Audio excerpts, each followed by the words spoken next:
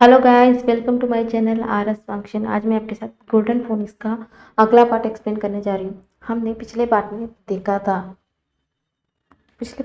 था कि सब लोग विंग और वांगजी को घेर कर विंग और वांगजी के बारे में बहुत घटिया बातें कह रहे हैं, और खास करके विंग के बारे में, क्योंकि वो एक ओमेगा होकर एक अल्फा की आंख कैसे पकड़ सकता है, ऐसा वैसा ना बहुत बुरा भला कह रहे होते हैं। और इसे सुनने के बाद हमारा वांगजी को बहुत ज़्यादा गुस्सा आता है।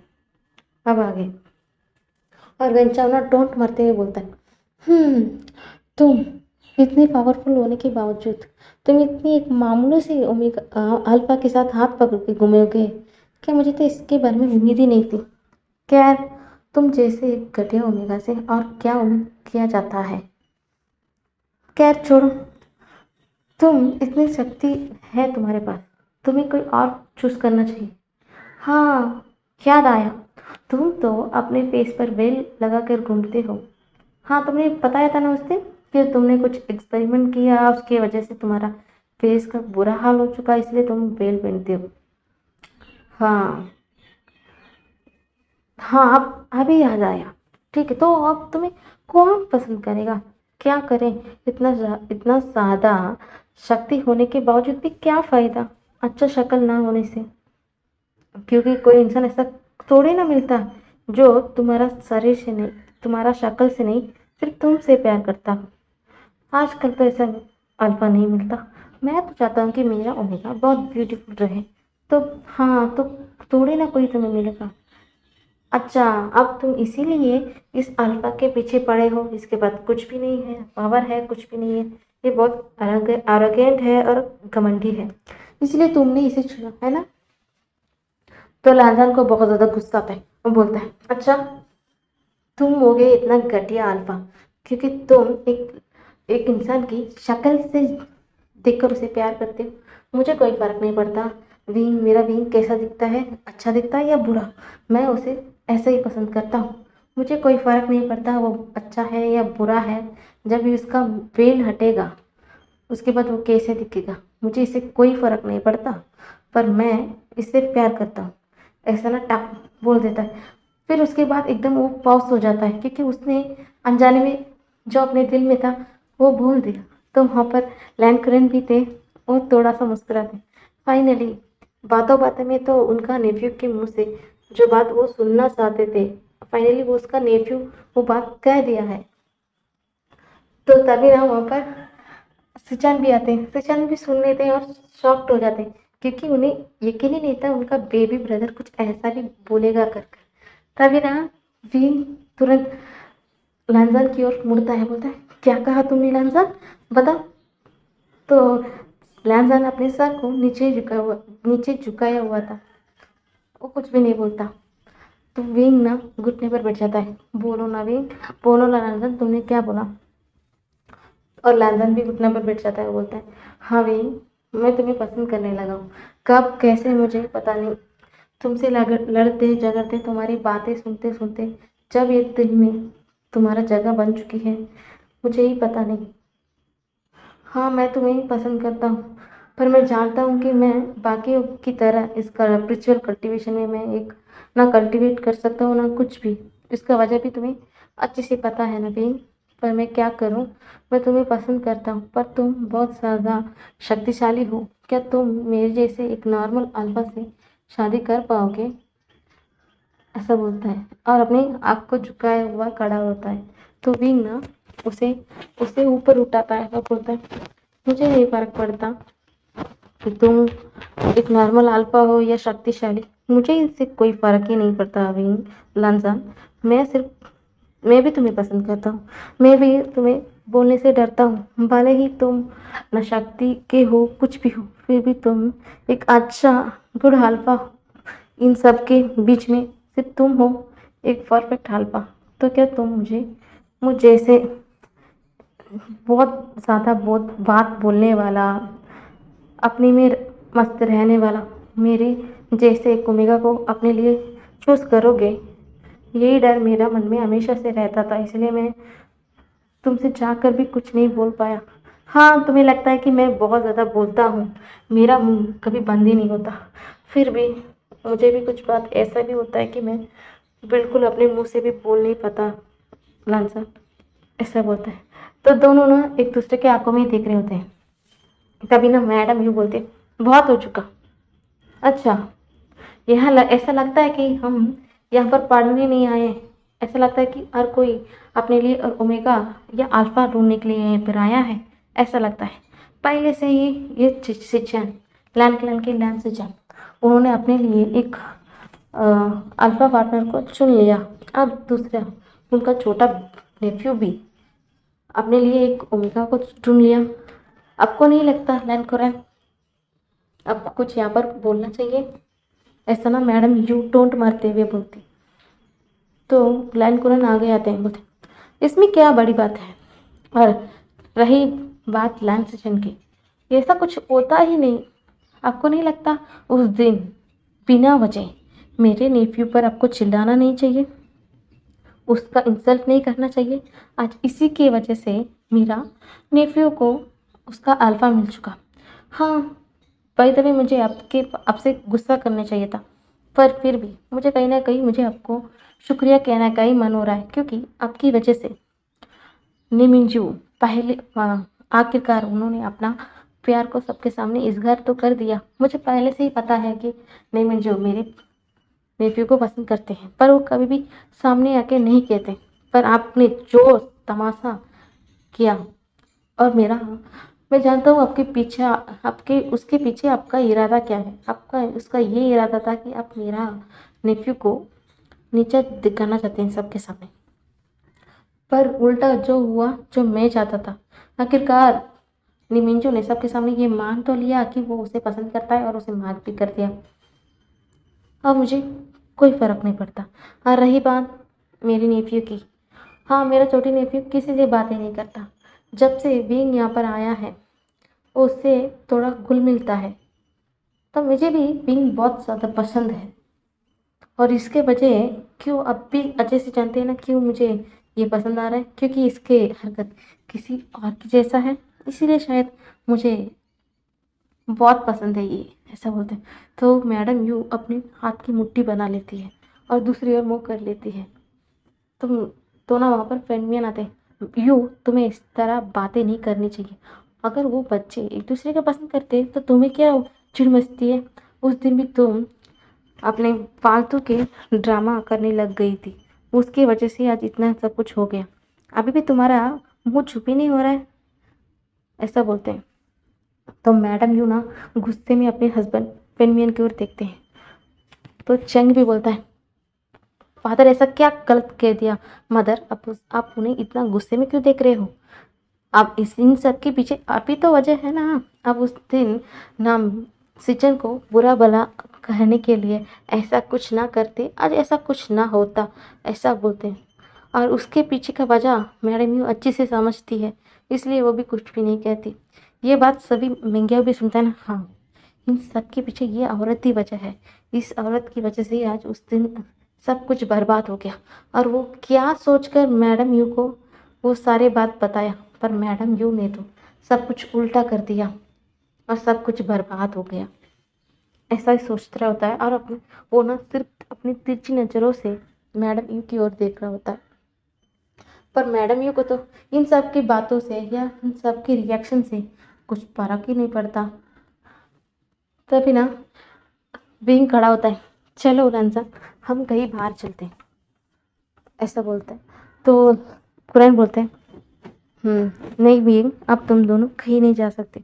तुम दोनों ने अपने जो फीलिंग है एक दूसरे के लिए वो सबके सामने इजहार कर दिया है। और अब तुम दोनों को इतनी रात पर बाहर घूमना अच्छा नहीं लगता, ठीक है?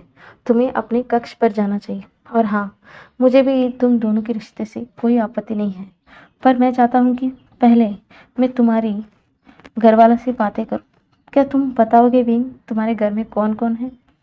तो विंग बोलता है, मेरे घर में सिर्फ मेरी ग्रैंडमा है और मेरे अंकल हैं जो मेरे अपने हैं, और दूसरे अंकल को तो आप जानते हैं। तो कुरैन ना अपनी नज़रों को उठा कर देखते हैं।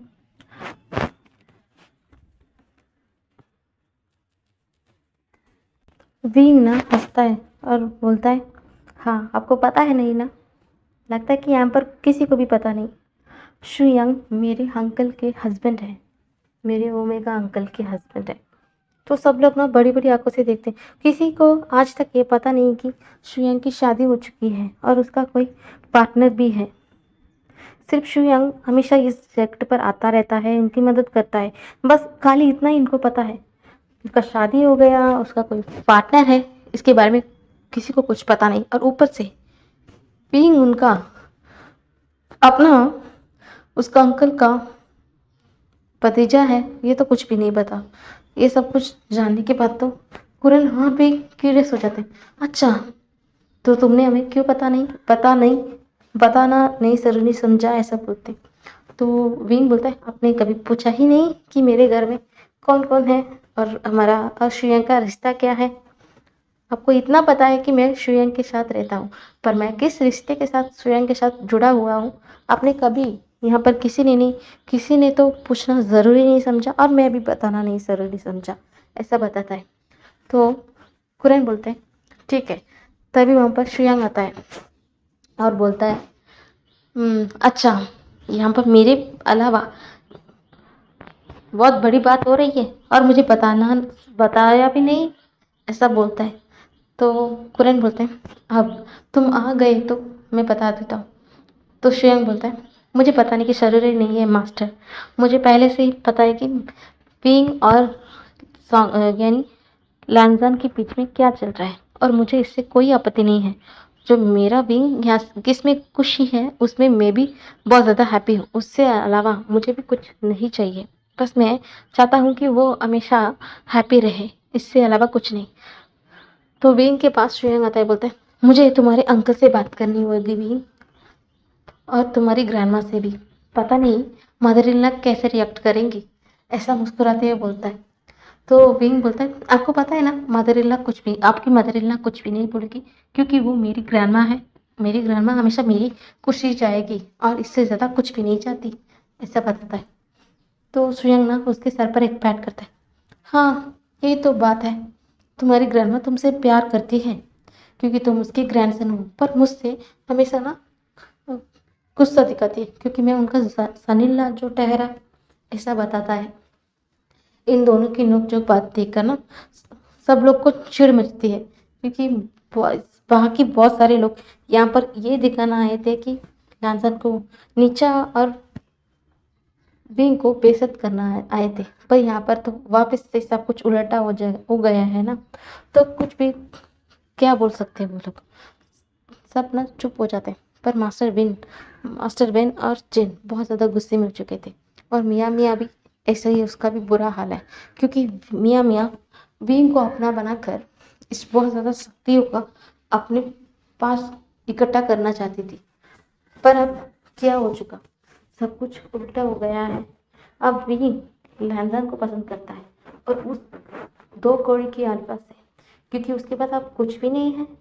हाँ, लेकिन उनके ब्रदर के पास उसकी मदर की सोल है, उसे प्रोटेक्ट कर रही है, इससे क्या बड़ी बात है। उसे भी हर हाल में चाहिए, यही बोलकर ना अपने घर में सारी चीज़ों को तोड़ रही होती है। और दूसरी ओर मास्टर जिन वो दोनों अपनी ही अलग तैयारियों में हैं, क्योंकि उन्हें अब थोड़ा डर लगने लगा है। उन्हें अब ऐसा डर सता रहा है कि कहीं ना कहीं अब लैंड ऊपर ना उठ जाए, वो अपना पोजीशन पहले जो कल्टीवेशन वर्ल्ड में वो कैरी करते थे उस पोजीशन में वापस ना आ जाए, यही डर उन्हें सताने लगा है। और ऊपर से बीइंग थोड़ा डोमिनिक कल्टीवेशन कुछ ज़्यादा ही करता है। उन्हें डर है कि अब उनके मदर की सोल यानी कि सिचन की मदर की सोल अभी उन्हें प्रोटेक्ट कर रही है, और ऊपर से इस डोमिनिक कल्टीवेशन करने वाला ये ओमेगा, क्योंकि यहाँ पर अब डोमिनिक कल्टीवेशन कुछ रेयर ही करते हैं, बहुत सारे लोग इतना काबिल नहीं है कि वो डोमिनिक कल्टीवेशन को अच्छी तरीके से कर पाए।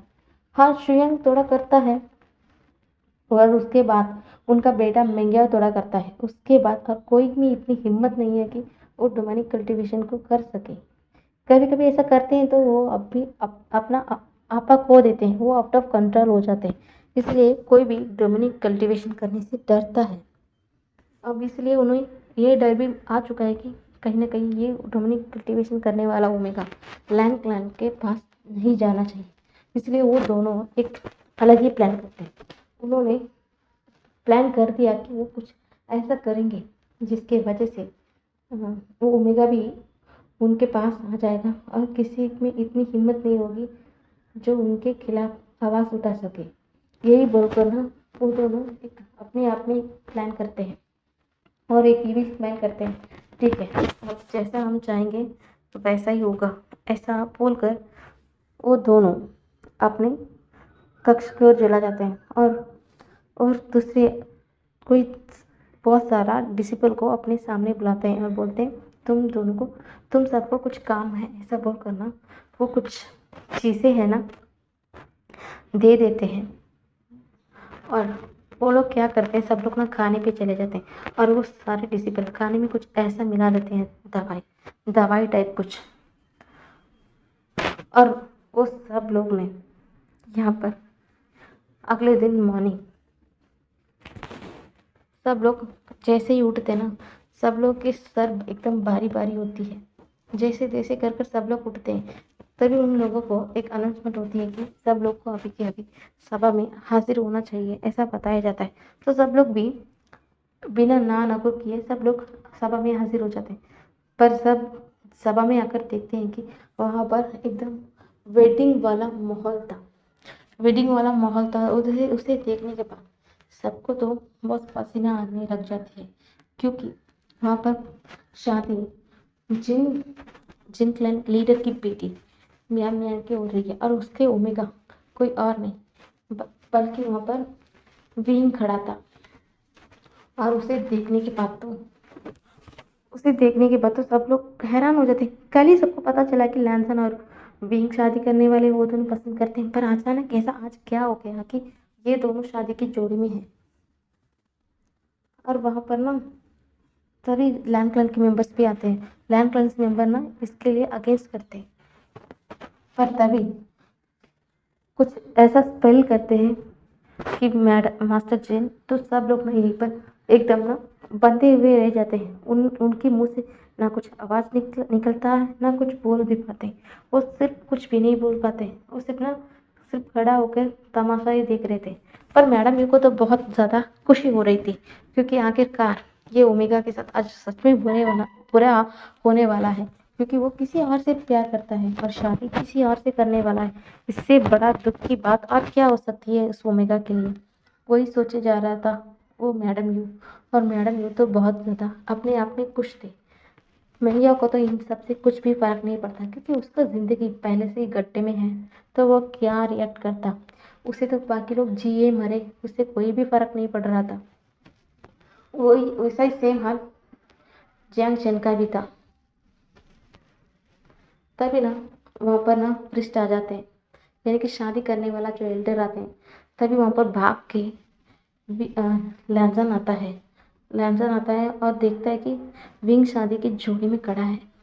और वो तुरंत जाता है और देखता है कि विंग की ओर वो दौड़ कर चले जाता है। पर अचानक उसे रोक लेते हैं और उसे पकड़ लेते हैं, क्योंकि कहीं ना कहीं लैंसन ये समझ चुका है कि विंग अपनी मर्जी से यहाँ पर नहीं है। क्योंकि विंग ऐसा इंसान नहीं है कि किसी जगह पर एक 5 मिनट पर ठीक से खड़ा रहे, क्योंकि उसे हर जगह घूमना फिरना, वो कभी भी एक जगह नहीं टिक सकता। शादी में भी क्या वो इतने समय तक एक ही जगह पर खड़ा हो, ये मुमकिन ही नहीं। कुछ तो कुछ गड़बड़ है। ये एहसास सिचैन कुरैन लैंसन को तो हो चुके हैं। पर उन्होंने कुछ बोलने के लिए मुंह खोलने वाले थे, पर उनके मुंह से कुछ आवाज़ ही नहीं निकलता, क्योंकि मास्टर पेन और जिन ने कुछ ऐसा जादू किया है कि वो लोग सिर्फ खड़ा होकर जो सामने का नज़ारा है वो देख सकते हैं, पर कुछ बोल नहीं सकते हैं। क्योंकि उन्होंने ये सब प्लान इसलिए किया क्योंकि जब व्हाइट फोनिक्स जब भी वो हमला कर सकती है जब उनके बेटे पर मुश्किल की बात आए, किसी और पर मुश्किल आए तो वो क्या कुछ नहीं कर सकती। व्हाइट फोनिक्स कभी बाहर नहीं आ सकती। इसलिए उन्हें सिर्फ उनके बच्चों को छोड़कर कुछ और वो कर सकते हैं बिंदास। तो उन्होंने इसलिए लैंड क्लैन को छोड़कर विंग को टारगेट किया और उन्होंने पहले से ही शुयांग को यहाँ से बाहर भेज दिया। तो शादी के मंडप में सब लोग खड़े हुए थे। वेंचिंग ना कुछ करना चाहती थी पर वेंचिंग से कुछ हो नहीं पा रहा था। वेंचिंग हाँ बहुत एकदम एक आइडियल लड़की है ना, कुछ चीज़ें इतना ठीक से बात करती, फिर भी वो विंग को अच्छे से जानती है, उसे अपना दोस्त मानती है। अपने दोस्त के साथ बुरा होते हुए वो कभी नहीं देख सकती, इसलिए वो सिर्फ चुपचाप खड़ी होती रह जाती है और उसकी आंखों से सिर्फ आंसू बह रही थी, क्योंकि उसके फ्रेंड के साथ आज गलत हो रहा है। तभी ना वो एल्डर आते हैं, बोलते हैं दोनों को खड़ा करने के लिए बोलते हैं। तभी ना मियाँ मियाँ क्या करती है, उसे हाथ हाथ को पकड़ते हुए लेके जाने की कोशिश करती, पर विंग वहाँ से हिल भी नहीं पा रहा था। उसे बहुत जोर से खींचती है, फिर भी वो नहीं हो पा रहा था। तभी ना बाहर से बहुत एकदम तेज हवा आती है, या ऐसा लगता है कि वहाँ पर एकदम क्या बोलते हैं, एकदम भूकंप आ गया, सारे चीज़ यहाँ से उड़ने लगती है।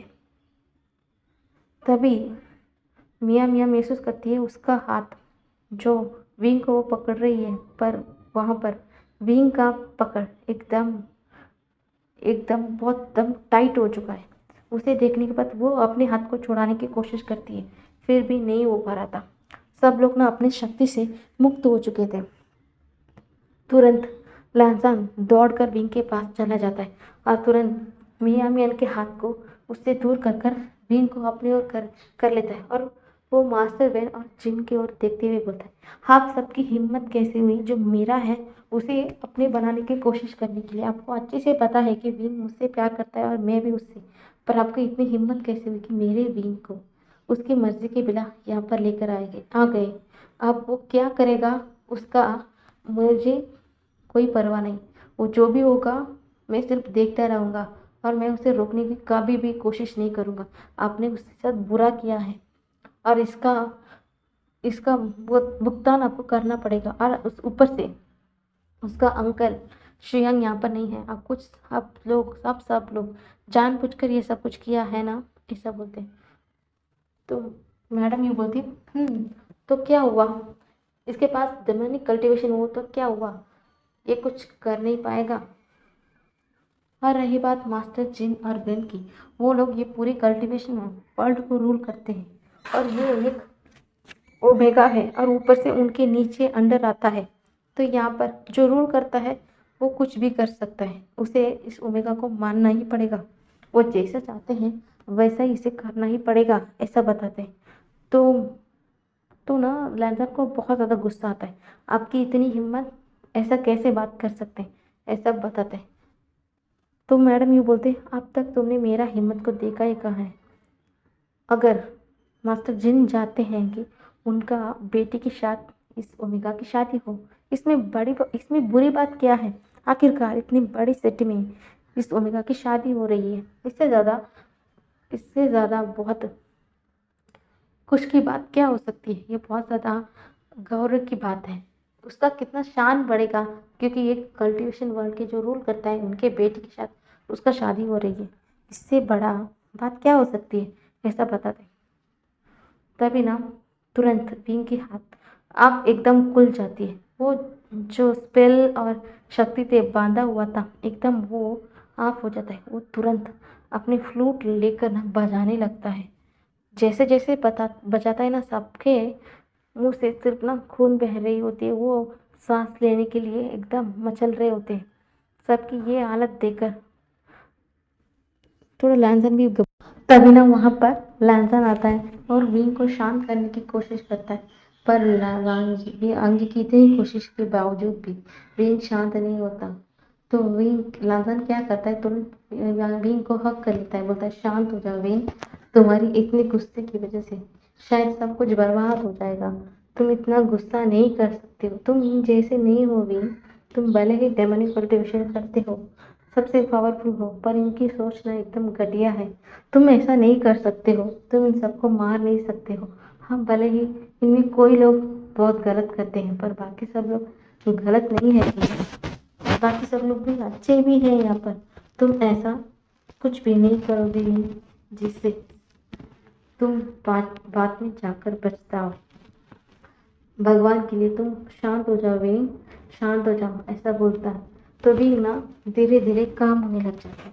पर लैंकुरन के मन में सोचते हैं कि हाँ, ये डेमोनिक कल्टीवेशन करता है, पर इतना ज़्यादा फोर्सफुल और पावरफुल तो पावरफुल तो यही सोच रहे होते हैं। उसके आगे उन्हें कुछ बोलने की हिम्मत ही नहीं होती, क्योंकि पूरा वो पूरा का पूरा शॉक हो चुके थे कि विंग का हाथ में जो फ्लूट था, उन्होंने अच्छे से देख लिया और पहचान लिया कि ये फ्लूट किसका है। तो उनके मुंह से कुछ निकाल ही नहीं रहा है। बाकी सब लोग ये नोटिस ही नहीं किया कि उसके हाथ में जो फ्लूट है वो कैसा दिखता है, पर मुलान कुरन ने उन्हें नोटिस कर लिया। तो विंग वालांसन क्या करता है, विंग के करीब जाता है। विंग के जो फेस पर जो वेल लगा हुआ था, जो पहला वाला, जो उसे हटाता है। वो ये भूल ही चुका था कि उसका फेस में भी एक वेल है, पर आज उसके सामने वो विजिबल हो रहा होता है। तो वो तुरंत उस वेल को भी हटा लेता है। जैसे ही वो वेल हटाता ना, जब एकदम एक रोशनी जैसे एकदम फ्लैश होता है, और जैसे ही वो रोशनी से सब लोग ना अपनी आंखों को ठीक से खोल कर देख ही नहीं पाते। थोड़ी देर बाद वो रोशनी धीरे धीरे कम हो जाता है। जब वो अपने आंखों के सामने देखते हैं, और देखने के बाद तो उनकी मुंह खुला का खुला ही रह चुका था, क्योंकि आंखों के सामने जो ओमेगा खड़ा था वो बहुत ज़्यादा ब्यूटीफुल था, हद से ज़्यादा ब्यूटीफुल। आज तक उन्होंने इतनी ब्यूटीफुल ओमेगा देखा ही नहीं। और लैंजान तो सिर्फ हक्का बक्का होकर अपने सामने जो उसका ओमेगा है, उसका विंग है, उसे देख रहा था। हाँ, वो हमेशा से विंग की खूबसूरती से नहीं, जब वो कैसे दिखता है उसे नहीं प्यार किया। वो हमेशा उसकी वो चुलबुलापन, उसकी शरारतें, उसकी बातों, उसी से वो प्यार किया था। वो कभी भी उसकी शक्ल को देखा नहीं। पर आज जैसे ही उसने अपनी विंग की पूरी खूबसूरती को देखा, वो उसका पॉसेसिव अल्फा एकदम जाग जाता है और तुरंत अपने आसपास देखता है कि सबकी नज़र आज विंग की ऊपर ही गड़ चुकी थी। और इसे देखने के बाद ना वो अपने अल्फा की आवाज़ में गुर्राता है और ये जताना चाहता है कि ये ओमेगा सिर्फ उसका है। जैसा ही वो अपने हाथ में कुछ लेता है, वो देखता है कि उसमें हाथ में उसका एक तलवार है। उसे देखने के बाद तो उसका आँख तो खुला का खुला ही रह चुका है, क्योंकि वो अपने सर पे भी हाथ रख कर देखता है कि उसके सर पर उस क्लैन का हेडबैंड है। तब जाकर सब लोग ना आसपास देखते हैं कि सारे क्लैन के मेंबर के पास उनका पहला का जो औरा था, उनका हेडबैंड, उनका हेड रिबन, उनका तलवार, सब कुछ उनके पास वापस आ चुका है। वो पहले जैसा वो शांत से खड़े रहते हैं, उसी तरह का उनका अब ऑरा बन चुका है। और लैंकुरन भी अपने आसपास देखते हैं कि उनका भी उनका सर पर उनका हेडबैंड है। ये सब देखने के बाद तो बाकी लोगों को कुछ समझ नहीं आ रहा होता है। वो सिर्फ परेशान होकर ना आसपास देख रहे होते हैं, और तुरंत सब लोग ना एकदम क्वेश्चन पर निगाह से सिर्फ बीन की ओर ही देख रहे होते हैं। जैसे ही उस ओमेगा के मुंह से वो वेल हटा, जब तब जाकर सबकी शक्तियाँ कैसे उन्हें वापस मिल चुकी है। इनकी मन में ये सवाल ना दौड़ रहा होता है। और मास्टर वेल और जेल बहुत ज़्यादा गुस्से में थे कि उन्होंने जिस लैंड क्लैन को वापस ऊपर उठना ही नहीं देना चाहते हैं। जैसे ही ओमेगा के मुंह से ये वेल हटा, जैसे उनका शक्ति वापस मिल चुका है, इन्हें इतना गुस्सा आया कि वो तुरंत नीचे उतरकर उस ओमेगा के पास आने वाले थे, क्योंकि ओमेगा की वो पीठ लगाकर खड़ा था, जो इसलिए वो उस ओमेगा के फेस को नहीं देख पा रहे थे। जैसे ही वो सामने आकर उस ओमेगा को देखते हैं, उनका मुंह से कुछ शब्द ही नहीं निकलता, पर तुरंत वो देखते हैं कि कोई आकर उस ओमेगा को टाइटली गले लगाया है। तब जाकर उन्हें होश आता है। वो देखते हैं कि लैंकुरन ने अपने लैंड क्लैन के रूल को तोड़कर तुरंत किंग को अपने सीने से लगा हुआ है, और उनके आंखों से आंसू बह रहे हैं और वो रोए जा रहे थे। तब जाकर लांसन भी अपने होश में आता है, क्योंकि वो अब तक वो उसके साथ जो कुछ भी हुआ उसे समझने की उसे वक्त लग रहा था, क्योंकि इतने सालों से उसके पास ना कोई शक्ति थी ना कुछ भी नहीं थी। पर आज अचानक उसके सर में उसका क्लैन की हेडबैंड है, उसके हाथ में एक तलवार है, वो भी उसकी फादर का। और ये सब उसे हजम ही नहीं हो रहा था, इसलिए वो भी स्टिप होकर खड़ा था। जब वो देखता है कि उसका अंकल उसके ओमेगा को टाइटली हग करे हुए थे और उनके आंखों से लगातार आंसू बह रहा था, ये देखने के बाद ही वो होश में आता है। और लैंसस्टन का भी यही हाल है। सब लोग ना सिर्फ लैंकोरेन और विंग को ही देख रहे थे, पर मैडम यू तो बहुत ज़्यादा गुस्से में आ गई थी। वो उस ओमेगा की फेस को देखते ही समझ गई थी कि ये कौन है। वो कैसे बोल सकती है इस ओमेगा की फेस को। वो उस इंसान की याद दिलाती है कि उस इंसान को मैडम यू हद से ज़्यादा नफरत करती है, हद से ज़्यादा। तभी ना लैंकुरन बोलते हैं, फाइनली तुम्हारी मदर ने जो वादा मुझसे किया है वो वादा को मुझसे पूरा कर दिया है। उसने कहा कि वो हमेशा मेरे साथ रहेगी, किसी ना किसी रूप में या किसी ना किसी वजह से वो हमेशा मेरे पास रहेगी, मुझे कभी अकेला महसूस नहीं होने देगी। ऐसा बताते हैं। ऐसा बताते हुए बोलते हैं, तो विंग बोलता है, क्या आप मुझे जानते हैं? क्या मेरी मदर को जानते हैं? तो लैंकुरन हंसते हैं और बोलते हैं कि हाँ, मैं अच्छे से तुम्हें जानता हूँ बेटा। तो मेरी सबसे अच्छे दोस्त कांसे सरन के बेटे हो और तुम मास्टर बाउशन सरन की ग्रैंडसन हो। तो बीइंग में हंसता है, हाँ वही मेरी ग्रैंड मदर है। आपको मेरी ग्रैंडमा के बारे में भी पता है? ऐसा बोलता है। सब लोग ना हाथ थोड़ा क्या बोलते हैं जेलसी और गुस्से में खड़े हुए थे। और बेंचाव की नज़र तो विंग के ऊपर से हट ही नहीं रही थी। वो आज तक क्या बोलते आया था, वो यही बोलते आया था कि ये ओमेगा कितना घटिया है, ऐसा वैसा बहुत कुछ बोल रहा था। पर ये ओमेगा हद से ज़्यादा ब्यूटीफुल है। अब इस ओमेगा इसे चाहिए हर हालत में। अब इस ओमेगा को ये पाना चाहता है। और ये कहीं ना कहीं लैंसन भी समझ लेता है। और लैंसन ये गुर्राते भी बोलता है कि बेंचाओ अपनी नज़रों को नीचे रख लो। तब जाकर बेंचाओ की नज़र लैंसन से पड़ती है और बोलती नहीं, अब ये ओमेगा तुम्हारा नहीं मेरा होगा। और इतना ब्यूटीफुल ओमेगा अब वेन क्लैन में होना चाहिए, ना कि लैन क्लैन में। तो हुरैन ना गुस्से में आते हैं, बोलते हैं कि ऐसा नहीं हो सकता। तुमने जाना नहीं कि बीइंग ने खुद से लैंसन को चुना है, तो इसका मतलब अब बीइंग हमारा क्लैन चाहेगा, ऐसा बताते हैं। और मैं लैन क्लैन का हेड हूँ और अब मैं ही फैसला लूँगा। अब मेरे पास हमारे पास हमारी शक्तियाँ वापस आ चुकी है। इसका मतलब तुम लोग कभी भी हमारे पास अभी नहीं आ सकते, ऐसा बोलते हैं। तो सारे लैंड क्लैन के मेंबर भी लैंड कुरैन के पास चले जाते हैं और बताते हैं ऐसा ही होगा, जो हमारा हेड बोलेंगे वैसा ही होगा। अब तुम लोग हमारे ऊपर कोई राज नहीं कर सकते हैं, ऐसा बताते हैं। तभी ना मैडम जो गुस्से में आते हुए बोलती, हाँ भले ही अब इस ओमेगा को किसी ने ऐसा नहीं कर सकता कि उसे ज़बरदस्ती नहीं कर सकता, पर भूल गए कि सालों पहले क्या बात हुई थी, क्या भूल गए क्या, ऐसा बताते हैं। तो सब लोग ना एकदम चुप हो जाते हैं।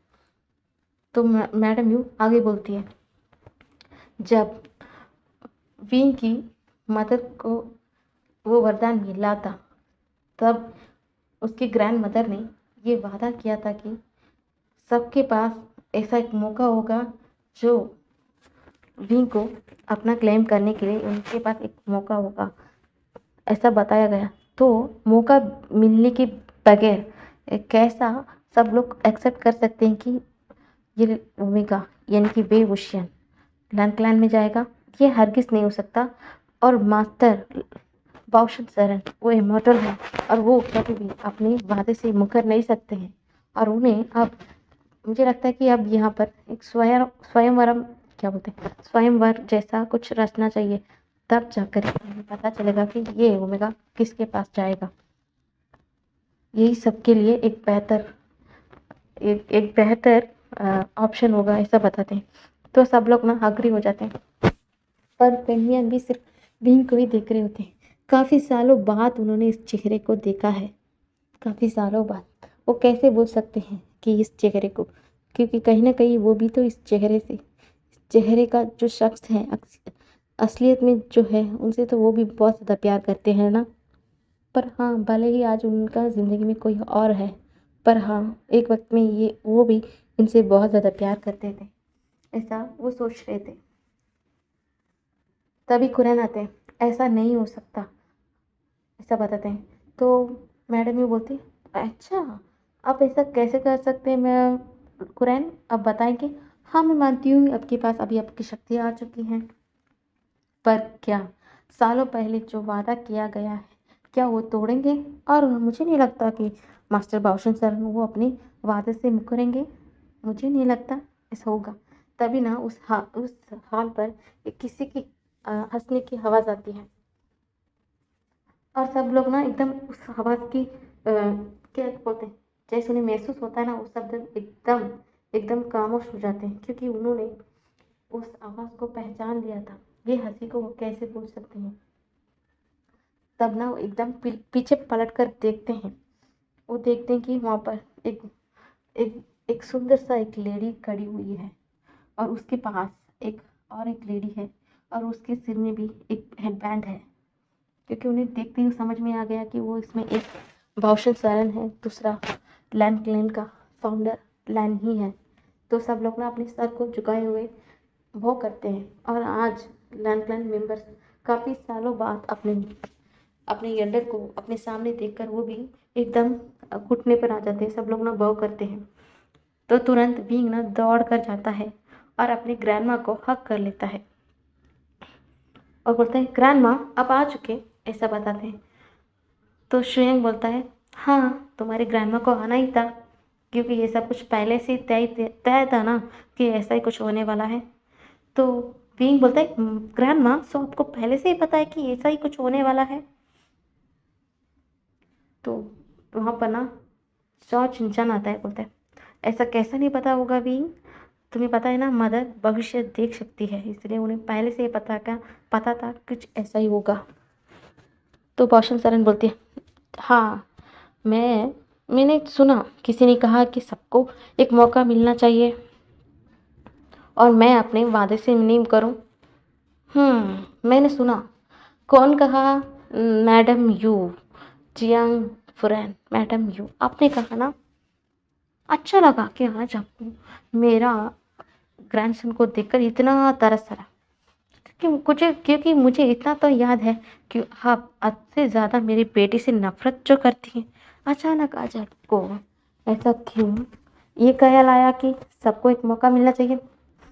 हम्म और रही बात एक मौके की, मैंने सबको एक मौका दिया, पर आपने सबको अपने मौका गवा दिया है, इसीलिए अब मेरा ग्रैंडसन का शादी लैंड प्लान में ही होगी, ना कि किसी और के साथ। और मैं अपने वादे से कभी भी पीछे नहीं पड़ती हूँ, पीछे नहीं हटती हूँ। और मैंने जैसा वादा किया था, मैंने इस प्लान में मेरे बेटे को भी इसलिए भेजा था यहाँ पर आप लोग ने अपने आप से जो एक मौका दिया गया था उसे आप लोग ने गवा दिया है, और अब मेरा भी सिर्फ उससे ही शादी करेगा जो उस वेल को हटाया है। तो मैडम दोनों गुस्से में बोलती है, मैं मानती हूँ मास्टर, हमने उनसे बहुत मिसबिहेव किया है, इसका मतलब ऐसा नहीं कर सकते, और आप अपने वादे से पीछे मुकर नहीं सकते, अब आप ऐसा वैसा कुछ बहाना नहीं बना सकते।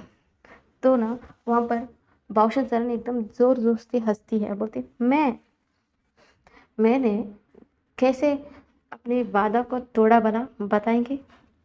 आप कैसे बता सकती हैं कि आपने मौका दिया, ऐसा बोलती हैं यू। तभी ना बाउशन सरन कुछ कहने ही वाली होती है, तभी लैनी बोलती है, ठीक है, मैं ही बताती हूँ, तुम्हें कुछ चिंता करने की आवश्यकता नहीं है, मैं सबको विश्राम से बताऊंगी कि आखिर यहाँ चल के आ रहा था, और जैसे हमने अपना प्रॉमिस को भी पूरा किया है, ऐसा दोनों ने एकदम एक दूसरे की ओर देखते हैं और एकदम स्माइल करते हैं, लैनी और बाउशन सरन। सब लोग ना सिर्फ क्यूरियस होते हैं कि ऐसा कैसा उन्होंने अपना वादा को पूरा किया है? हमें उन्हें तो नहीं पता है ना कि वो कुछ वादा है, क्या है, कुछ भी नहीं पता। तो आगे की पार्ट हम आगे देखेंगे।